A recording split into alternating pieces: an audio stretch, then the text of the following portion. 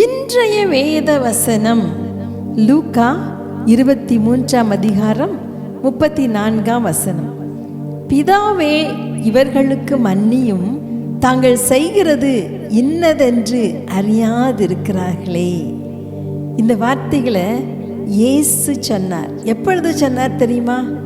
சத்துருக்களால் அதிகமாய் அடிக்கப்பட்டு நொறுக்கப்பட்டு அப்படியே ரத்தம் சொட்ட சொட்ட சிலுவையில் தொங்கி கொண்டிருக்கும் போது தன்னை வேதனைப்படுத்தின பிள்ளைகளை நினைத்து இவர்கள் மேல் தேவ கோபம் வந்துவிடக்கூடாதே என்று மனதுருகினவராய், பிதாவே, இவர்களுக்கு மன்னியும், தாங்கள் செய்கிறது இன்னதென்று அறியாதிருக்கிறார்களே என்று சொன்னார். அருமையானவர்களே, இயேசு கற்றுக் கொடுத்தார். உங்கள் சத்துருக்களை சிநேகியுங்கள், சபிக்கிறவர்களை ஆசீர்வதியுங்கள், உங்களை பகைக்கிறவர்களுக்கு நன்மை செய்யுங்கள், நிந்திக்கிறவர்களுக்காகவும் உங்களை துன்பப்படுத்துகிறவர்களுக்காகவும் ஜெபம் பண்ணுங்கள் என்று சொல்லி ஜீசஸ் நம்முடைய ரோல் மாடல். அவர் சொன்னபடியே வாழ்ந்தும் காட்டினார்.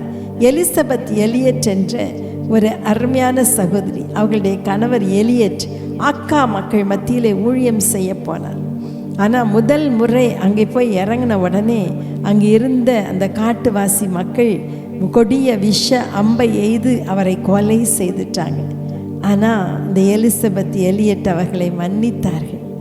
மறுபடியும் என் கணவர் போன அந்த மக்களை நான் சந்திக்க போவேன் என்று சொல்லி மிகுந்த ஜெபத்தோடு இன்னொரு பெண்ணின் துணையோடு அங்கே போனாங்க. பாருங்க, கர்த்தர் பெரிய காரியங்களை செய்தார். அந்த கூட்டம் முழுவதும் ரட்சிக்கப்பட்டது. அருமையானவர்களே, நாம் மன்னிக்க கற்றுக்கொள்வோம். நிறைய பேரால் மன்னிக்கவே முடியறதில்ல. ஆண்டவர் சொல்கிறாரு, நீங்கள் மன்னிக்கலைன்னா நானும் உங்கள் பாவங்களை மன்னிக்க முடியாது என்று சொல்லி.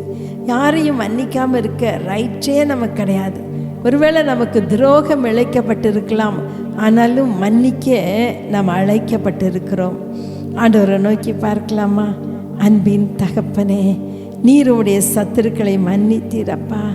எலிசபெத் எலியட் தன் கணவனை கொலை செய்தவர்களே மன்னித்தாங்களப்பா. ஆண்டவரே, இந்த மன்னிக்கிற அன்பு எங்கள் இருதயத்தில் ஊற்றப்படட்ட ஐயா. எங்களால் மன்னிக்க முடியாதப்பா, ஆனால் நீங்கள் எங்களுக்கு அந்த அன்பை தாங்க. இயேசுவின் நாமத்தினாலே எங்களுடைய எதிராளிகள் அத்தனை பேரையும் மன்னிக்கிறோம். உம்மை போல நாங்களும் மாற உதவி செய்யுங்க. இயேசுவின் நாமத்தில் பிதாவே, ஆமேன், ஆமேன்.